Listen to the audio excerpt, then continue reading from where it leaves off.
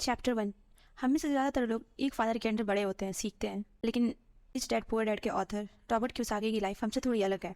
वे अपने दो फादर के अंदर बड़े हुए थे। एक थे उनके खुद के फादर, जिन्हें वो इस बुक में अपना पुअर डैड कहते हैं, और दूसरे उनके फ्रेंड माइक के फादर, जिनके साथ वो काफ़ी वक्त गुजारते थे। उन्हें इस बुक में वो अपना रिच डैड कहते हैं। उनके पुअर डैड बहुत ज़्यादा पढ़े लिखे थे। उन्होंने पीएचडी किया था और स्कॉलरशिप पे एडवांस स्टडी भी की थी, जबकि उनके रिच डैड ने कभी 8वीं क्लास भी पास नहीं की थी। दोनों डैड्स अपने करियर में बहुत ज़्यादा सक्सेसफुल थे, लेकिन उनके पुअर डैड के साथ हमेशा पैसों को लेकर प्रॉब्लम रहती थी। उनके रिच डैड शहर के सबसे अमीर आदमी में से थे। पुअर डैड ने मरने से पहले अपनी फैमिली के लिए मिल्स छोड़े, जबकि रिच डैड ने मरने से पहले अपनी फैमिली के लिए मिलियंस ऑफ डॉलर छोड़े। दोनों डैड की सोच बहुत अलग थी। पुअर डैड कहते थे पैसों से प्यार ही सारे बुरे कामों की जड़ है, जबकि रिच डैड कहते थे पैसे ना होना सारे बुरे कामों का जड़ है। पुअर डैड कहते थे पढ़ाई करो, डिग्री लो और एक अच्छी जॉब ढूंढो, जबकि रिच डैड कहते थे पढ़ाई करो ताकि तुम आगे जाके एक अच्छी कंपनी बाय कर सको। पुअर डैड जॉब करने पे फोकस करते थे, जबकि रिच डैड सोचते थे दूसरों को कैसे जॉब दिया जाए।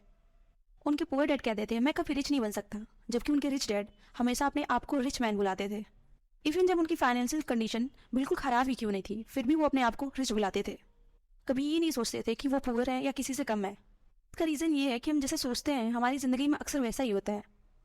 दोनों डैड्स एजुकेशन को बहुत मानते थे, लेकिन दोनों अलग अलग चीज़ें पढ़ते थे। एक डैड अच्छी जॉब्स के लिए पढ़ते थे, जबकि दूसरी डैड अमीर बनने के लिए पढ़ते थे।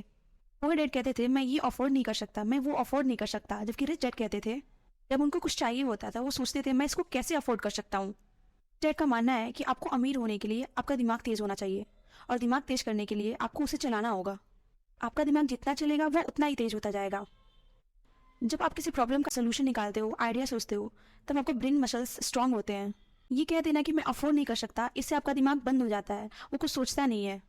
दिमाग को तेज करने के लिए अपने दिमाग को चलाया करो। आपका दिमाग जितना तेज बनेगा, जितना चलेगा, आप उतना अमीर बनते जाओगे। रॉबर्ट उस टाइम बहुत छोटे थे, उन्हें समझ नहीं आ रहा था वो किस डैड की सुने। प्रॉब्लम ये था कि रिच डैड उस टाइम रिच नहीं थे, बस उनकी सोच पुअर डैड से थोड़ी अलग थी। वो हर चीज़ पुअर डैड से डिफरेंट ही करते थे, और शायद इसी वजह से वो आगे जाके इतना अमीर भी बन सके। हमारी जो स्कूल है वो एक अच्छे डॉक्टर, इंजीनियर, बैंकर्स दो देते हैं, लेकिन वो हमें कभी ये नहीं सिखाते कि हम आगे जाके अमीर कैसे बन सकें। इसके बारे में अक्सर बच्चों को घर में सिखाया जाता है। कुछ लोग बचपन से ही अपने बच्चों को इस बारे में नॉलेज देते हैं, जो कि ऑथर ने अपने रिच डैड से सीखी थी, और आप आज इस बुक समरी से ज़रूर सीखेंगे। ये भी ज़रूर याद रखना, अगर पैसे से ज़्यादा कोई इंपॉर्टेंट चीज़ है तो वो है नॉलेज। अगर आपको ये पता है कि आप किस चीज़ से पैसे बना सकते हो, तो आपको ये चीज़ आगे चल के बहुत काम आएगी। पैसा आने जाने वाली चीज़ है, लेकिन नॉलेज आपके पास हमेशा रहेगी। तो चलिए शुरू करते हैं। चैप्टर 2। रॉबर्ट को बचपन से ही अमीर बनने का बहुत शौक था। वो और उनके फ्रेंड माइक एक ही स्कूल में बचपन से पढ़ते थे। वे काफ़ी टाइम एक साथ गुजारते थे। एक दिन ऑथर ने अपने पुअर डैड से पूछा, डैड आप अमीर क्यों नहीं हैं? डैड ने उनसे कहा वो इसलिए अमीर नहीं है क्योंकि वो एक स्कूल टीचर है और उन्हें इसके बारे में ज़्यादा नॉलेज नहीं है। फिर पुअर डैड ने रॉबर्ट और माइक से कहा वो माइक के डैड के पास जाएं और उनसे पैसों के बारे में सीखें। माइक ने पूछा मेरी फादर क्यों, वो तो रिच नहीं है। तो पुअर डैड ने कहा कि उनका और माइक के डैड का एक ही बैंकर है, और बैंकर माइक के फादर की बहुत तारीफ करता है। उनका मानना है कि माइक के फादर कुछ ही टाइम में अमीर बनने वाले हैं। रॉबर्ट और माइक ने डिसाइड किया कि वो माइक के फादर के पास जाएंगे और उनसे सीखेंगे कि अमीर कैसे बनते हैं। माइक के फादर, जिसे ऑथर इस बुक में रिच डैड कहते हैं, वो काफ़ी बिजी रहते थे। उनके कुछ वेयर हाउसेस थे, कुछ स्टोर्स थे, और एक कंस्ट्रक्शन कंपनी थी, और 3 रेस्टोरेंट थे। उन्हें इतना टाइम नहीं मिलता था, लेकिन फिर भी वो रॉबर्ट से मिलने के लिए एग्री हुए। जब रॉबर्ट माइक के घर गए तो उन्हें थोड़ा वेट करना पड़ा। डैड से मिले तो रिच डैड ने उन्हें फाइनली एक ऑफ़र दी। ऑफ़र ये थी, रिच डैड ने उनसे कहा कि वो क्लासरूम स्टाइल में नहीं सिखाएंगे, जैसे स्कूल में सिखाया जाता है वैसे वो उन्हें बैठा के नहीं सिखाएंगे। रॉबर्ट और माइक को उनके लिए काम करना पड़ेगा उनके स्टोर पे, और बदले में उन्हें वो 1 घंटे के 10 सेंट्स देंगे और फिर कुछ बनना सिखाएंगे। रॉबर्ट और माइक ने ऑफ़र एक्सेप्ट कर ली और फिर हर संडे को रिच डैड के स्टोर पे काम करने चले गए। वो वहाँ जाके सफाई करते थे। रॉबर्ट और माइक की यही रूटीन चलती रही और काफ़ी दिनों तक उन्होंने यही काम किया। 4 हफ्ते बाद रॉबर्ट इस रूटीन से थक चुके थे, क्योंकि ना ही उन्हें इस काम के बहुत ज़्यादा पैसे मिलते थे और ना ही रिच डैड उन्हें कुछ सिखा रहे थे। उन्होंने 4 हफ्तों से रिच डैड को देखा तक नहीं था। रॉबर्ट ने माइक से कहा कि वो ये काम छोड़ रहा है। ये सुन के माइक को हंसी आ गई, और ये देख के रॉबर्ट को बहुत गुस्सा आया। उन्होंने गुस्से से रॉबर्ट से पूछा कि तुम क्यों हंस रहे हो? माइक ने कहा कि उनके फादर को शुरू से इस बारे में पता था। रिच डैड ने माइक से पहले ही कहा था कि रॉबर्ट ये काम छोड़ देगा, और जब वो ऐसा करे तो माइक रॉबर्ट को उसके पास लेके आए। रॉबर्ट को समझ नहीं आ रहा था कि आखिर रिच डैड ने ऐसा क्यों किया, क्यों उनसे फालतू में इतना काम कराया और कुछ सिखाया भी नहीं।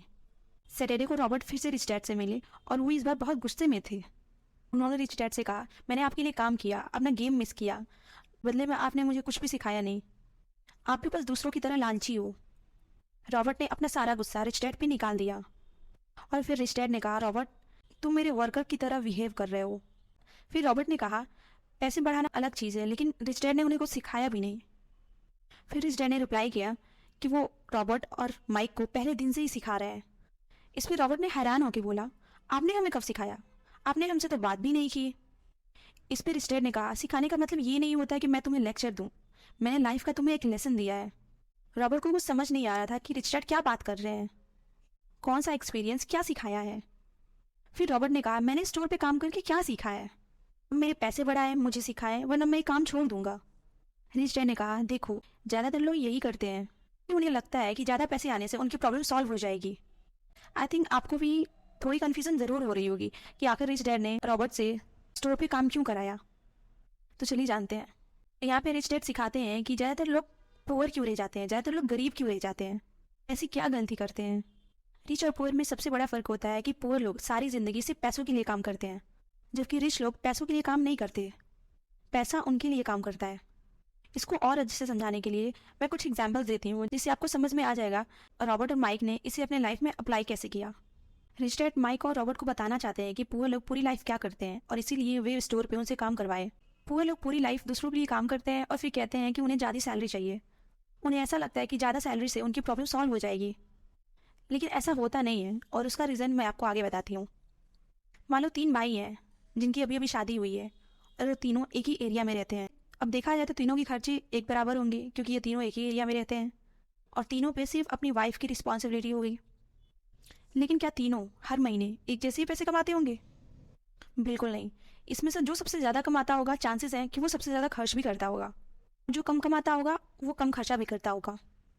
सबकी ज़रूरतें एक जितनी ही है, लेकिन सब खर्चे अपने इनकम के हिसाब से ही करते हैं। आप ही मुझे बताओ, अगर आपकी इनकम डबल कर दी जाए तो क्या आप अपने खर्चे नहीं बढ़ाओगे? जाहिर सी बात है, बिल्कुल बढ़ाओगे। आप बड़े रेस्टोरेंट में जाओगे, छोटी मार्केट्स की बजाय बड़े मॉल में जाओगे। बेसिकली रिच डैड रॉबर्ट को यही समझाना चाहते थे कि ज़्यादातर लोग इस जाल में फंस जाते हैं। तो सबसे पहले रिच डैड ने रॉबर्ट से काम करवाया ताकि रॉबर्ट को पता चले कि वो लोग पूरी लाइफ क्या करते हैं। इसके बाद जब रॉबर्ट ने अपने पैसे बढ़ाने की बात की तो रिच डैड ने उन्हें रैट रेस के बारे में बताया। ये वही जाल है जिसके बारे में मैंने अभी आपको बताया, मतलब अपनी सैलरी के साथ अपनी एक्सपेंसेस का बढ़ना। अब आप सोच रहे होंगे कि ये क्या है। जाहिर सी बात है, जब सैलरी बढ़ेगी तो प्रॉब्लम कम होगी, हम आराम से अपने खर्चे कर पाएंगे, टाइम से बिजली का बिल भर पाएंगे और फीस देंगे, सारी प्रॉब्लम सॉल्व होगी। देखो, इस तरह शुरू में तो आपको लगेगा कि सैलरी बढ़ने से आपकी प्रॉब्लम सॉल्व हो रही है, लेकिन कुछ ही टाइम में आप वही प्रॉब्लम फिर से फेस करोगे। मैं आपको एग्जाम्पल से बताती हूँ कि रैट रेस क्या है और क्यों आपकी सैलरी बढ़ने से आपकी प्रॉब्लम सॉल्व नहीं होगी। मान लो एक फैमिली है जिसमें हस्बैंड, वाइफ और 2 बच्चे रहते हैं, जिसमें हस्बैंड एक नॉर्मल सी जॉब करता है, बच्चे स्कूल जाते हैं और वाइफ घर के काम करती है। हस्बैंड का एक दिन प्रमोशन होता है और सैलरी बढ़ जाती है। इसी खुशी में वो अपनी बीवी को कोई ज्वेलरी ला के देता है और बच्चों को कुछ प्ले स्टेशन ला के देता है। अब प्ले स्टेशन से हर महीने बिजली का बिल बढ़ जाता है। इसके अलावा उसकी वाइफ भी डिमांड करेगी कि वो घर में एसी लगवाए, जिसमें हस्बैंड अपनी सारी सेविंग खर्च कर देता है और एसी लगवा देता है और इससे फिर इलेक्ट्रिसिटी का बिल बढ़ जाता है। एक बार फिर हस्बैंड वहीं आ गया जहाँ वो पहले था और फिर मुश्किल से अपने खर्चे पूरे कर रहा है। कुछ सालों बाद वो अपनी कंपनी में और सक्सेस अचीव किया और उसकी सैलरी पहले से बहुत ज़्यादा बढ़ गई। फिर बच्चों की स्कूल भी ख़त्म हो गई और उनके कॉलेज का टाइम आ गया। फिर उसने सोचा कि उसके बच्चे किसी अच्छे कॉलेज में पढ़े और उसने महंगे कॉलेज में उनके एडमिशन करवा दिया। बच्चों की पॉकेट मनी भी बढ़ानी पड़ी। हमें से ज़्यादा लोग की लाइफ ऐसी ही है, सैलरी के साथ हमारे एक्सपेंसेस भी बढ़ते रहते हैं। इसी को रैट रेस कहते हैं। सबसे पहले आप डर की वजह से काम करते हैं। आपको डर रहती है कि अगर आप काम नहीं करेंगे, ऑफिस नहीं जाएंगे तो आपके खर्चे नहीं चलेंगे। एक बार आपके हाथ में इनकम आती है, फिर आपको नई नई चीज़ें दिखती है, जैसे नए कपड़े, बाहर का खाना, मॉल में जाना। ये लाइफ इसी तरह चलती रहती है। ऐसा नहीं है सैलरी बढ़ने से आपका फ़ायदा नहीं होगा, फ़ायदा होगा, लेकिन तब होगा और उस एडिशनल इनकम को आप सेविंग करें और उसे सही जगह यूज़ करें। अगर आप उस इनकम से अपने एक्सपेंसेस को बढ़ा देंगे तो आप रैट रेस के एक हिस्सा हैं और रैट रेस वाले लोग कभी अमीर नहीं बन सकते, हमेशा टेंशन में ज़िंदगी गुजारेंगे। अब आप सोच रहे होंगे कि ये क्या बात हुई, क्या अमीर लोग नए घर नहीं लेते हैं, ज़्यादा एक्सपेंसेस नहीं करते हैं? बिल्कुल करते हैं, वो भी खर्चे करते हैं, लेकिन उसका एक सही तरीका होता है, सही वक्त होता है, जिसके बारे में हम नेक्स्ट चैप्टर में बात करेंगे। इस चैप्टर से आपने 2 बातें सीखी है। पहली बात की रेट रेस के जाल से बचना है। अगर आपकी सैलरी बढ़ रही है तो उससे आपकी खर्चे ना बढ़ाओ, बल्कि उसे सेव करो। और फिर इस इनकम से आपको क्या करना है वो हम नेक्स्ट चैप्टर में जानेंगे। दूसरा लेसन, अमीर लोग पैसे के लिए काम नहीं करते, पैसा उनके लिए काम करता है। रॉबर्ट और माइक ने इस लेसन को कैसे अप्लाई किया, इस बारे में अब जानते हैं। उस वक्त बच्चे कॉमिक्स बुक बहुत पढ़ते थे। रॉबर्ट और माइक ने देखा कि बहुत से डिस्ट्रीब्यूटर जब कॉमिक बुक पुराने हो जाते थे तो वो उसे फेंक देते थे। रॉबर्ट और माइक ने उस डिस्ट्रीब्यूटर से बात की कि वो कॉमिक बुक उन्हें दे दे। डिस्ट्रीब्यूटर ने उनसे कहा कि वो एक ही शर्त पे उन्हें वो बुक देंगे कि अगर वो उन्हें रीसेल ना करें। माइक और रॉबर्ट ने उनकी बात मान ली और माइक के घर में जो बेसमेंट था उसमें उन्होंने एक लाइब्रेरी खोल ली। वहाँ पे बच्चों को 10 सेंट्स पे करने होते हैं और वो 2 घंटे में जितनी चाहे कॉमिक्स बुक्स पढ़ सकते हैं। उन्होंने माइक की छोटी बहन को एज ए लाइब्रेरी हायर किया। वे उन्हें वीकली $1 पे करते थे। मैं ये बता दूँ, ये 1956 की बात है। जिस टाइम रॉबर्ट और माइक ने ये लाइब्रेरी खोली थी उस टाइम पे वो रिच डैड के स्टोर पे भी काम करते थे और इस बार उन्हें कुछ भी नहीं मिल रहा था।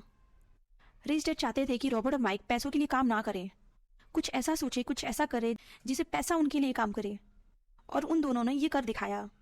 उन्हें लाइब्रेरी में काम नहीं करना पड़ रहा था, फिर भी वो लाइब्रेरी से पैसे अर्न कर रहे थे। उन्होंने माइक की सिस्टर को हायर किया हुआ था और उन्हें वो पैसे दिया करते थे।